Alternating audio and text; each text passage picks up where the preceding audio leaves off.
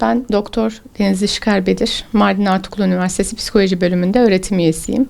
28 Şubat'la ilgili bir kitap çalışmam var. Muhit Kitap'tan çıktı. 28 Şubat'ın psikolojik etkileri adı. Bu benim yüksek lisans tezimdi. Sonrasında biraz daha sadeleştirerek farklı bir bakış açısıyla kitap haline çevirdik.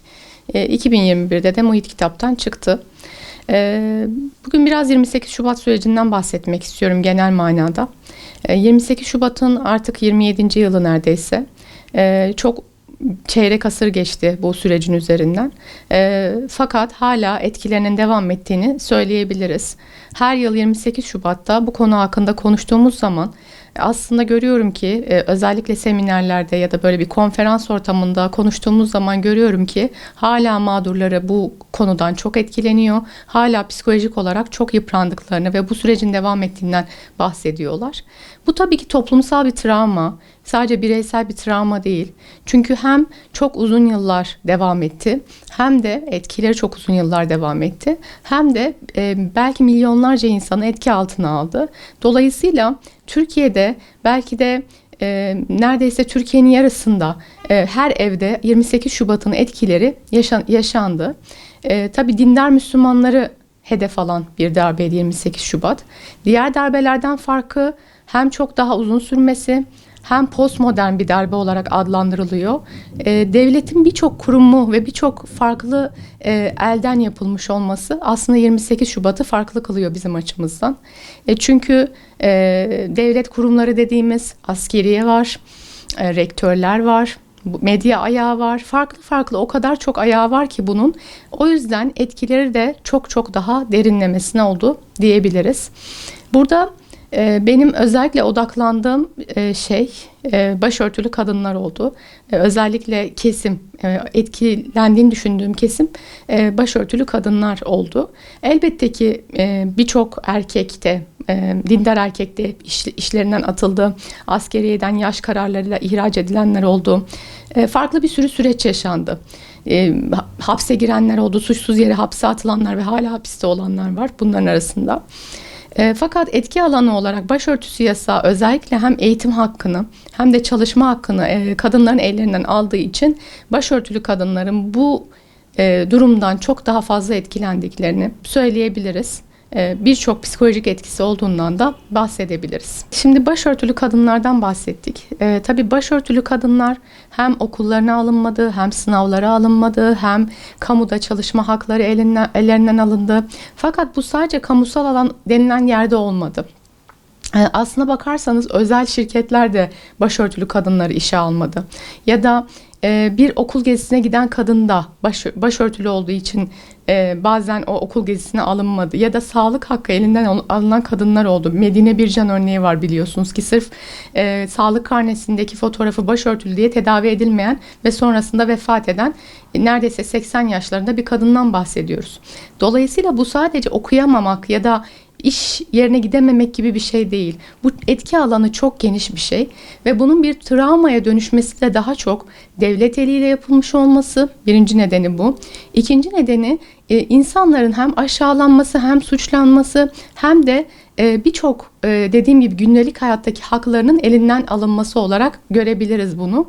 Yani sıradan insanlar da sadece eğitim hakkı almak isteyen ya da çalışan kadınlar değil. Sıradan gündelik hayatında başörtülü bir şekilde mesela işte hastaneye gitmek isteyen insanların da bazen hakları engellendi. Ya da işte oğlunun yemin törenine gitmek isteyen annelerin de hakları engellendi. Dolayısıyla etki alanı gerçekten çok büyük ve gündelik hayata da sirayet etmiş bir yasaktan bahsediyoruz.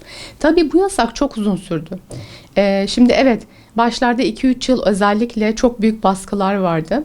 Sonrasında ise başörtülü kadınlar özelinde neredeyse 2017 yılına kadar, bakın çok yakın bir tarihten bahsediyorum burada. 2017 yılına kadar neredeyse başörtüsü yasağı tam anlamıyla çözülemedi. Tabii ki bu denendi 2008 yılında fakat hem mutabakat sağlanamadı hem de askerin muhtıra tehdidi oldu. Dolayısıyla 2013 yılına kadar biz kamuda çalışamıyorduk örneğin.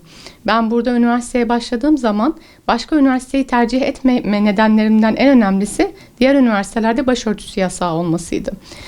Tabii ki mesela eğitim hakkı açısından da birçok şey yaşadım. 3 şehir değiştirdim. Sonra Kıbrıs'a gittim. Orada başörtüsü yasağı yok diye buradaki herhangi bir üniversitede okuyamadım. İmam Hatip mezunuyum. Dolayısıyla o dönemde meslek liselerinin, özellikle imam hatipler için yapılan bir şeydi zaten bu. Puanları kırılıyordu ve istedikleri üniversiteye giremiyorlardı. Yani tıp kazanacak kadar puan alıyorsunuz ama kesinlikle o bölümü kazanamıyorsunuz. Çok daha puanı düşük bir bölüme ancak yerleşebiliyorsunuz. Dolayısıyla yani çok yönlü. O açıdan mesela erkekleri etkileyen bir tarafı da var. İşte bir sürü imam hatip mezunu ya da meslek lisesi mezunu olan kişi istedikleri bölümlere giremedi. Yani burada nesiller boyu devam eden bir kayıp var aslında. Türkiye'de bu genç neslin yok edilmesi aslında baktığınız zaman. Çünkü psikolojik olarak çok büyük bir tahribatı var. Bunu görebiliyoruz. Benim yaptığım çalışmada da bu ortaya çıktı zaten. Özellikle kadınlar travma belirtilerini çok fazla dile getirdiler. Mesela bu yasakla ilgili bir hatırlatıcı olduğu zaman kadınların hemen tetiklendiği, hemen o travma belirtilerinin tekrar ortaya çıktığını gördük. Bazen bir anahtar sesi, bazen bir köpek sesi. Çünkü eylemlerde çokça polis köpeği kullanılmış. Bazen Nur Serter'i televizyonda görmek bile kadınlarda o hisleri tekrar tekrar canlandırdı. Hala mağdur olan kadınlar var. Nasıl var? İşte eğitim hakkı elinden alındı, okuyamadı.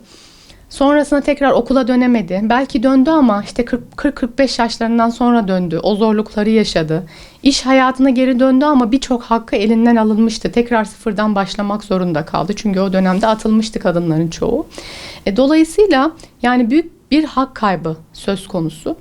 Ama asıl şey bence insanları etkileyen yine bu kadar hala insanların içinde bir acı hatıra olarak kalması bu sürecin hem tabii ki çok yakın bir tarihte yaşanması hem de yeterince yüzleşilmemiş olması bana kalırsa.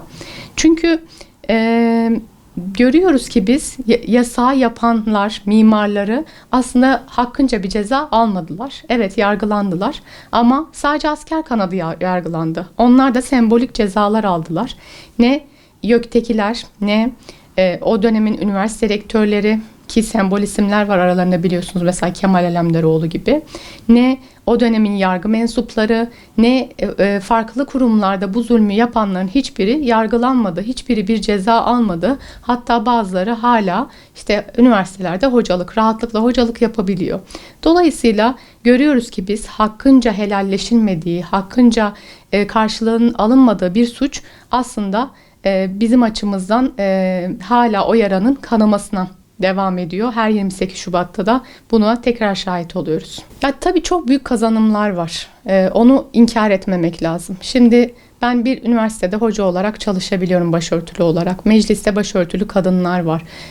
Başörtülü hakimler, savcılar var, polisler, askerler var. Gerçekten başörtülü kadınlar özellikle birçok alanda şu anda rahatlıkla çalışabiliyorlar. Ama ötekileştirilme bitti mi? Ben bunun bittiğine inanmıyorum. Yani hala bazı alanlarda ötekileştirildiğimizi, belli bir yerin mensubu olarak görüldüğümüzü görüyorum. Ve bunu genelde erkekler yaşamıyor, kadınlar yaşıyor. Neden? Çünkü kadınlar görünür bir şekilde dindar olduklarını gösteriyorlar başörtüleriyle. Dolayısıyla giyim tarzımız ne olursa olsun burada bir ötekileştirilmeye maruz kaldığımızı hissediyorum, görüyorum ben.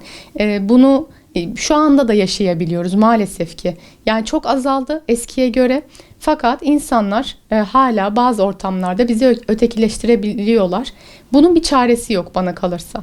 Yani bunu zihinleri bu kadar kolay değiştiremezsiniz. Ama tabii ki yine de dediğim gibi o süreçten bu sürece çok şükür ki birçok kazanım elde edildi. Olması gereken buydu zaten. Yani zaten verilmesi gereken haklar verilmiş oldu.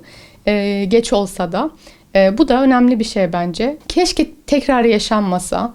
Ben bu konuda birazcık ümitsizim maalesef ki. Çünkü toplumsal hafıza çok kolay unutulabiliyor, silinebiliyor. Türkiye'de 1960, 70, 80 darbelerini gördük. Sonra 28 Şubat'ı gördük. Sonra 15 Temmuz'u gördük.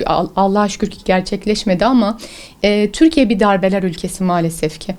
Dolayısıyla olmamasını tabii ki canı gönülden umarım. Bunu isterim. Ama bu konuda kendime çok güvende hissetmiyorum.